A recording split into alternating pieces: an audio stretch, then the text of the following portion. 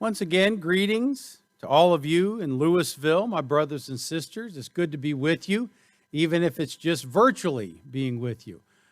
These are strange, different times. I'm not sure what all the restrictions are in Texas, but one of the ones that has hit us, besides not being able to gather in church, is that we haven't been able to go to our barbers and to our hair salons. So as a result, there are a lot of people walking around Little Rock right now looking like they're refugees from the Summer of Love or from the 1970s.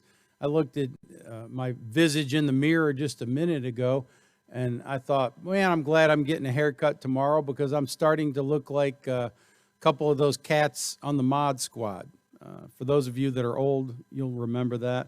For those of you that are young, look it up. You've got phones, you've got Google, you can figure that out. You need to know what the Mod Squad was. Let's open up our Bibles to 1 John chapter 2.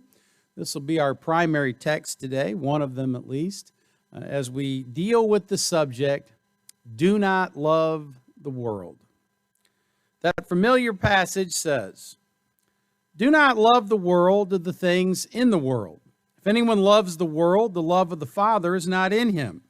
For all that is in the world, the desires of the flesh, the desires of the eyes, and the pride of life, is not from the Father, but is from the world. And the world is passing away along with its desires, but whoever does the will of God abides forever. These verses cover a lot of ground. There are obviously a lot of things in the world that the child of God must reject. But beyond the things in the world, the Apostle John references, loving the world ultimately involves more than just material possessions or questionable practices. It is actually a mindset, a lens through which our lives and our very existence is viewed, a worldview, in other words. This term comes to us from a German word, Weltanschauung, and it means a particular philosophy or view of life, the worldview of an individual or group. This is important because we're living in a place and time when the prevailing worldview has moved away from a Christian perspective to a culturally approved ethos of self-fulfillment. Do you feel this pressure today? Have you just kind of sensed that something's different even if you can't put your finger on it? Well, you're not imagining it. It's real. David Kinnaman and Gabe Lyons are two young visionaries whose organizations, Barna and Q, interact with tens of thousands of Christian leaders from all walks of life and from various nonprofit, business, academic, and church sectors. In their new book, Good Faith, they write, with our own eyes, we're seeing the facts on the ground. We work with business leaders who report experiencing disapproval within their industry about the Christian way of life. We know educational leaders who have heard from accrediting organizations to tread carefully in the days to come. We're friends with ministers who are dealing with significant opposition from city and state governments. One was at the center of a case where the pastor's sermons were subpoenaed by a mayor looking for ammunition to advance her agenda.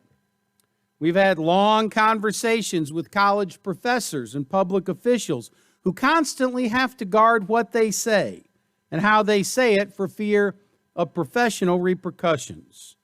We've listened in on the pain of ministry leaders whose ministries are no longer welcome on college campuses. We hear from Christian researchers who are blacklisted if they report findings that don't align with culturally approved norms. We know business owners who have had to make agonizing decisions about how to or how not to apply their deeply held principles in order to comply with legislation or public opinion. We've had friends who did not get jobs because of their convictions. We regularly hear from Christian leaders who are wary of negative news coverage about their work. Even if we acknowledge that good journalism ought to dig into religion sins, the clergy abuse scandals come to mind, the leaders we serve are telling us that there's something different in recent years. Some journalists are like faith-seeking missiles, out to find, report, and destroy. And, of course, there's the ever-present threat of a social media or public relations disaster. It is a hyper-transparent world, but it's also a world that is hypercritical of Christian leaders and organizations. These are just a few of the slings and arrows directed toward Christians and Christian institutions. This is the tension so many of us are feeling. And the tension is even more acute when we start to look at our young people today. 25% of non-Christian millennials believe the Bible is, quote, a dangerous book of religious dogma, which has been used for centuries to oppress people. 38% believe that the Bible is mythology, not to be literally believed. 30% say that the Bible is a book of fairy tales, not to be believed at all. Those of us who are older are wondering if our children and grandchildren are being lost when it comes to faith. We sense the tension of trying to express our faith in meaningful ways when so often it seems to be falling on deaf ears. It's as if we're speaking completely different languages. Kinnaman and Lyons offer a compelling explanation of what's happening. They say, we believe that the problem is our culture's lack of a shared center. The bottom has dropped out. There's no center any longer. There's a giant vacuum in the middle of our moral and spiritual lives. We do not believe there's a massive anti-Christian conspiracy, but we do recognize a coherent and principled set of secular convictions that runs deeply counter to Christian belief. It may not be a coordinated effort, but let's not be naive. Those with a different worldview would love to fill that cultural vacuum with their notion of what is true. Now, I'm always a bit suspicious of folks that talk about the good old days. Usually, the good old days weren't always good, and tomorrow ain't as bad as it seems, but with my apologies to Billy Joel, who wrote that in a song. But if you're not sure that we ever had a shared center, consider just a brief lesson in history for a moment. Go back to March the 4th, 1865, a time of division, to be sure. It was the end of the Civil War. But about 8 generations ago, the newly re-elected president, Abraham Lincoln, delivered his second inaugural address, one of the greatest speeches ever given. And references in this speech to the Old and New Testaments are peppered throughout. For instance, Lincoln alludes to Genesis 3 in his criticism that slave owners would ask a just God's assistance in wringing their bread from the sweat of other men's faces. He then adds, "Let us judge not, that we be not judged," quoting the words of Jesus in Matthew 7, verses 1 and 2. Then he repeats Jesus' warning in Matthew 18, "Woe to that man by whom the offense cometh." And finally, he affirms God's sovereignty over the devastating, still ongoing civil war by quoting the 19th Psalm, "The judgments of the Lord are true and righteous altogether." The majority of President Lincoln's listeners and millions across the country who read this address in newspapers would have instantly recognized these references. There was only one English version of the Bible at that time, the King James Version, and it was the only book that some people had ever read. Its impact and influence on American culture, it's hard to overestimate. A century and a half later, the King James Version was called a conceptual canopy for the entire English-speaking world. But imagine this. If Lincoln were to give that same iconic speech today, many people would not get it. And not just because there are so many more Bible translations than there were in 1865. If Lincoln delivered the second inaugural address today, at least a few people would object to his using the Bible to make several points. The fact that the entire speech ultimately is a meditation on God's will, that would raise some eyebrows too. But not so long ago, using this kind of language in public life was not exceptional. So, if we're losing that shared center that once existed, what's filling that hole? Well, we might call that the new code. For a couple of centuries of American public life, a soft reliance on the state to endorse Christian values seemed to work just fine. Since most people assumed that America was a Christian nation, it made sense that federal and state laws tacitly affirmed a biblical worldview and actively promoted Christian morals and ideals. From gambling to alcohol prohibition to tax exemption to modesty laws, nominal Christianity reigned over virtually every part of the public square. Everyone stayed buttoned up, and for the most part, our nation appeared to be populated by virtuous people, by moral people.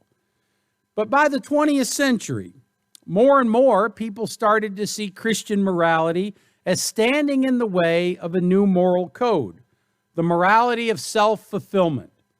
Throwing off burdensome traditional mores, people began to imagine life without a bothersome God paying watch.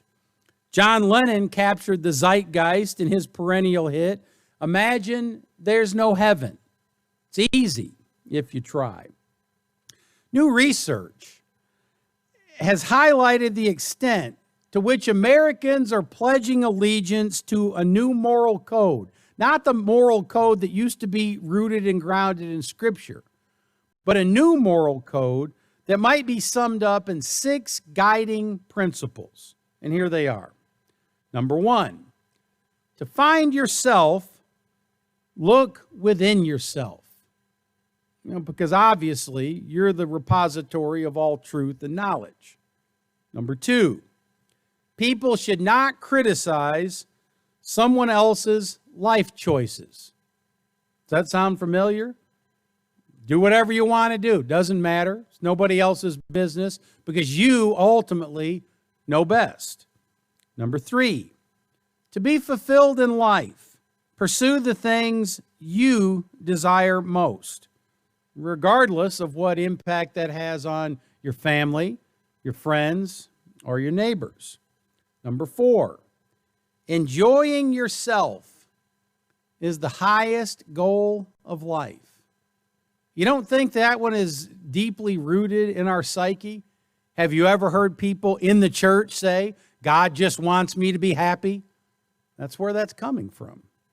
Number 5, people can believe whatever they want as long as those beliefs don't affect society.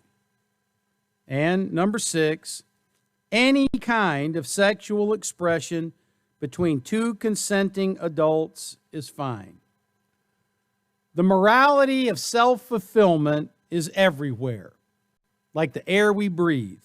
Much of the time, we don't even notice that we're being bombarded with messages that reinforce this self-fulfillment.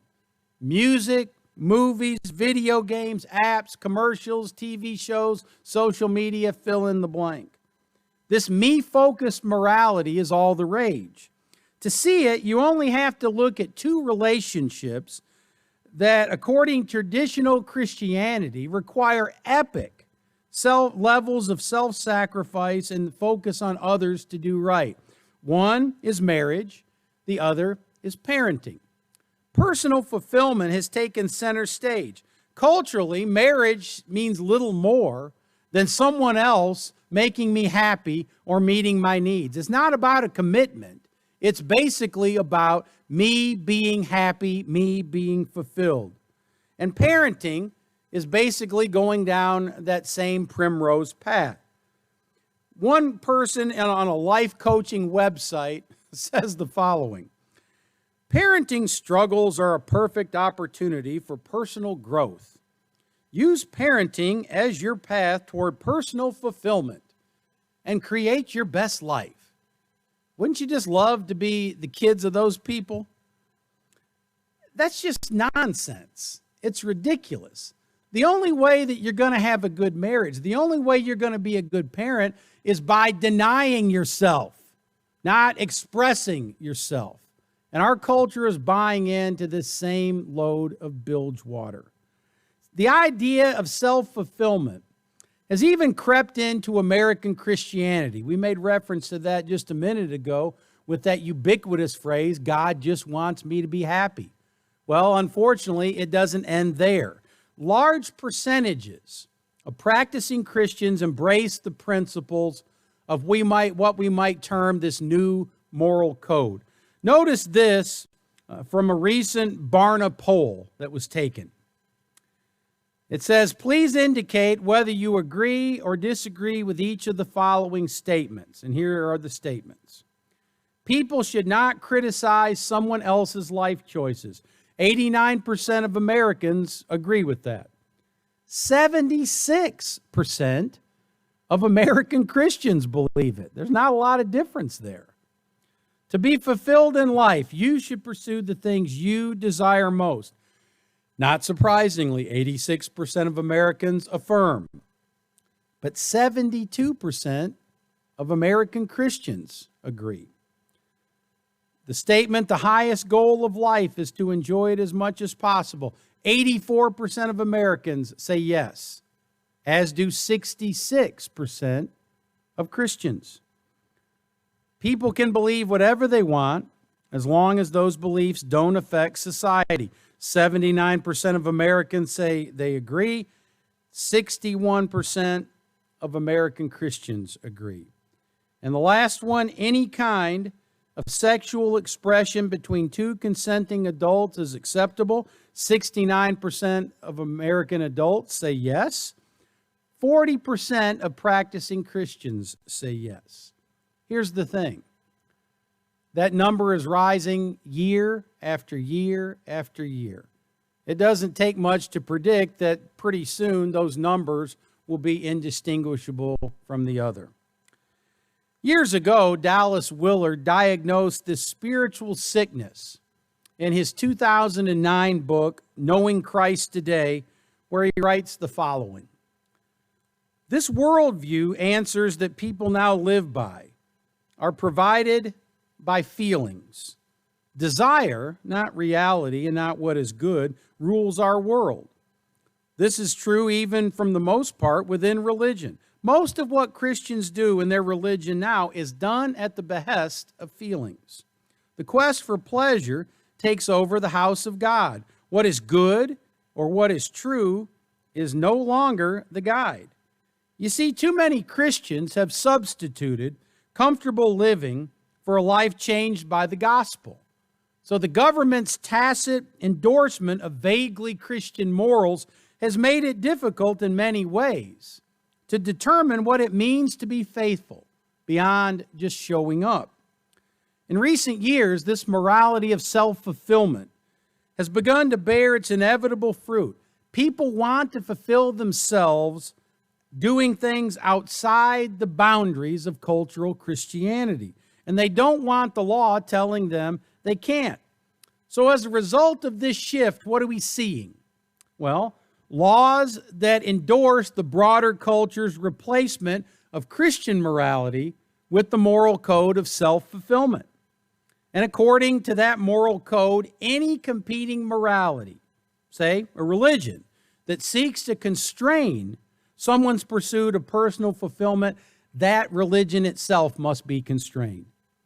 If something or someone stands in my way, this thinking says, that obstacle must be removed. That person represents the enemy, the embodiment of evil. So keep your beliefs to yourself. We're living at such a time right now. Now, in contrast, though, to the dominant culture's embrace of self-fulfillment as the highest good, there is God's moral order that the Christian must ultimately follow. Good faith Christians believe that living under God's code is going to be for the benefit of mankind eventually. As Scripture says, physical training is of some value, but training for godliness is much better, promising benefits in this life and in the life to come. In other words, following God's plan is best. Following society's plan is not best, even though it promises a ton of things it cannot ultimately deliver. And yet, the extent to which the morality of self-fulfillment has taken over the hearts and minds of practicing Christians exposes a dangerous weakness in today's church. This grafting of cultural dogma onto Christian theology has to stop. No man can serve two masters, Jesus says. That's exactly what we're trying to do. We're going to follow the Bible and we're going to follow culture. Friends, you've got to pick one. You cannot follow both of these things. It simply is not possible. So what are the principles then of God's moral order? Well, contrasting the new moral code with 6 statements about the way life ought to be with Jesus at the center might look something like this. Number 1, to find yourself, discover the truth outside yourself in Jesus. In other words, life is not all about me and what I think and what I want to do. It's about Jesus Christ crucified and raised from the dead. Jesus is the epicenter of life, not me, not you. Number 2, loving others does not always mean staying silent. Paul says to the Galatians, have I become your enemy by telling you the truth? Today, yeah, you would be. And yet, sometimes the most loving thing that we can do is to confront someone about a mistake that they're making, about a wrong course that they're choosing. Not from a judgmental or hateful position, but out of concern. If we see someone heading toward disaster and we don't say something, according to what the Word of God says in Ezekiel, as the watchman, their blood is on our hands, and we can't do that. Sometimes then, loving others means you can't stay silent. Number 3, joy is not found in pursuing our own desires, but in giving of ourselves to bless others. In Acts chapter 20 and verse 35, Paul quotes Jesus, who said, "It is more blessed to give than to receive." Any mature person ought to understand that. Number 4, the highest goal of life is giving glory to God. Ultimately, that's why we're here, to celebrate God and to magnify His name, not to increase our own brand or expand our social platform. It's about God. It's not about us. Number 5, God gives people the freedom to believe whatever they want, but those beliefs always affect society. Isn't it interesting that we imagine that our freedom should be allowed to run roughshod over the rights and well-being of others? That's not a Christian position. That's a pagan position. And number 6, God designed boundaries for sex and sexuality in order for humans to flourish. In other words, God doesn't have strictures against sexual immorality because He's a killjoy and He wants to spoil our fun. He's safeguarding our lives and our well-being. In Isaiah 55, verses 8 and 9, the God and Father of us all reminds, "For my thoughts are not your thoughts, neither are my ways your ways. As the heavens are higher than the earth, so are my thoughts higher than your thoughts, and my ways higher than your ways." Truth and morality are rooted not within ourselves, but outside ourselves. Oprah Winfrey declares that we should just be more of yourself and to own your own truth. Your own truth. There is no such thing as your own truth. A church just a few miles from where I preach in Little Rock had for years on their sign, truth principles that work for you. For some, this would presumably include adultery, lying, drunkenness, and murder. That seems to work for some people, but it doesn't make it right, and it doesn't make it true. Living counter to this new morality is always going to be an uphill battle. I mean, we're strangers and aliens in this world. If you don't think so, look around. And some days it feels like it's akin to keeping the wind from blowing, a virtual impossibility. But nearly everything about modern culture is aimed at us, at making us feel good, at making us fulfilled, at making us safe and secure.